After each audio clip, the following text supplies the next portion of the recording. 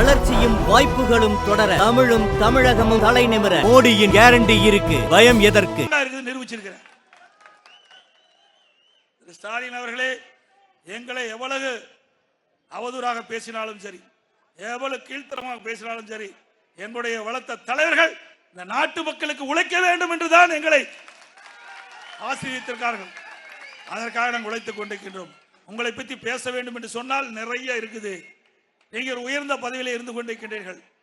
உங்களுக்கு உங்களுடைய தகுதிக்கு ஏற்றவாறு உங்களுடைய பேச்சு அமைய வேண்டும், உங்களுடைய கருத்து அமைய வேண்டும். அதை விட்டு கீழ்த்தரமான நீங்கள் கருத்துக்களை தெரிவித்தால் அதற்கு எதிர்கருத்து எங்களுடைய தொண்டன் சொல்லுவான், எங்களுடைய தொண்டன் கூறுவான்.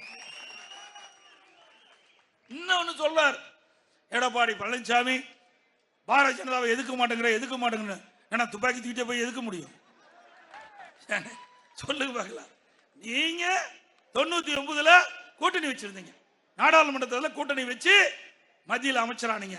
5 ஆண்டு காலம் அமைச்சரவையில் நீங்க அதிகாரத்தில் கைப்பற்றி இருந்தீங்க. அப்போ இலாக்கால அமைச்சர் திரு முரசொலி மாறன் அவர்கள் நோயாய் பெற்று மருத்துவமனையில் இருந்தார். அந்த காலகட்டத்தோட இலாக்கா இல்லாத மந்திரியா அனுபவிச்சீங்க. நீங்க பேசலாமா? நீங்க கூட்டணி வெளியில் வந்து உடனே காங்கிரஸுக்கு போய் தாவுனீங்க.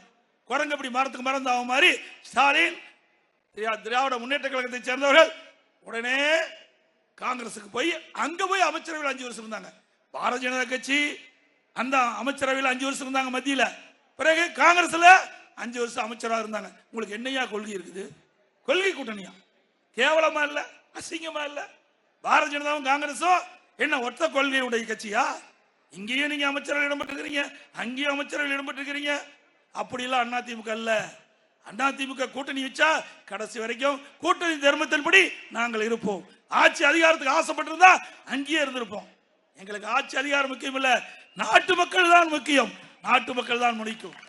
எங்களுக்கு ஓட்டு போட்டு தேர்ந்தெடுக்கின்ற மக்கள் தமிழ்நாட்டு மக்கள். தமிழ்நாட்டு மக்களுடைய உரிமையை பாதுகாக்க வேண்டும். தமிழ்நாட்டு மக்களுக்கு தேவையான நன்மைகள் மத்திய அரசிலிருந்து கிடைக்கப்படுவதற்கு பாடுபட வேண்டும். தமிழ்நாடு வளர்ச்சி பெற வேண்டும். தமிழ்நாட்டுக்கு தேவை நிதியை பெற வேண்டும்.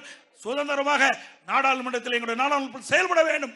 அதற்காக நாங்கள் கூட்டணியிலிருந்து வெளியில் வந்து நாங்கள் அதிமுக தலைமையில் ஒரு கூட்டணி அமைச்சு போட்டிடுறோம். உங்களுக்கு என்ன கஷ்டமா இருக்குது? நாங்கள் எங்களுடைய கட்சி நிர்வாகிகள் தொண்டர்கள் சொல்றாங்க கூட்டணியிலிருந்து விலகிட்டோம். நாங்க கூட்டணியிலிருந்து விலகினா இவருக்கு எரிச்சல் வருது. நம்ம கட்சிக்கு இவருக்கு என்ன சம்மதம்? ஐயோ கூட்டணியில் வெளியே போயிட்டாங்க. கள்ள கூட்டணி, கள்ள தொடர்பு. உனக்கெல்லாம் பரம்பரையில் அந்த எண்ணம் இருக்குது. நீ அதெல்லாம் அனுபவிச்சுட்டு அந்த புத்தி வருது. எங்கேயாவது ஒரு முதலமைச்சர் இப்படிப்பட்ட வார்த்தையை பயன்படுத்தலாமா? ஒரு கட்சி இருக்குது, அந்தந்த சூழ்நிலைக்கு தக்கவாறு கூட்டணி அமைப்பாங்க. வெளியில் வந்துட்டா வேற அதோட விட்டுருவேன். அதை விட்டுட்டு கள்ள கூட்டணி, அப்புறம் கள்ள தொடர்பு. ஆக இவ்வளவு அசிங்கமா பேசுற ஒரே முதலமைச்சர் தமிழ்நாட்டில் திரு ஸ்டாலின் தான். ஏன்னா அவருக்கு தான் திறமை இல்லையே. அதான் பொம்மை முதலமைச்சரை. இந்த பொம்மைக்கு சாவி கொடுத்தா நம்ம குழந்தைக்கு பாருங்களா, பொம்மை வாங்கிட்டு போவோம், சாவி கொடுத்துட்டா அந்த கை டக்கு டக்கு டக்குன்னு தட்டு. அது மாதிரி இந்த முதலமைச்சருக்கு சாவி கொடுத்துட்டா டக்கு டக்குன்னு கை தட்டிட்டு போற முதலமைச்சர் தான் இன்னைக்கு நாட்டு மக்கள் பார்த்துட்டு இருக்கிறாங்க. திரு ஸ்டாலின் அவர்களே, எங்களை பற்றி விமர்சனம் செய்வதை பற்றி கவலை இல்லை. ஆனால் நாட்டு மக்கள் உங்களை பார்த்து கொண்டிருக்கின்றார்கள். ஒரு உயர்ந்த இடத்தில் இருக்கின்றவர்கள் இப்படிப்பட்ட தவறான அவதூறான பிரச்சாரத்தை வைக்கின்ற பொழுது உங்களை பற்றி தான் ஏளனமாக பேசுவார் என்பதை நீங்கள் எண்ணி பார்க்க வேண்டும்.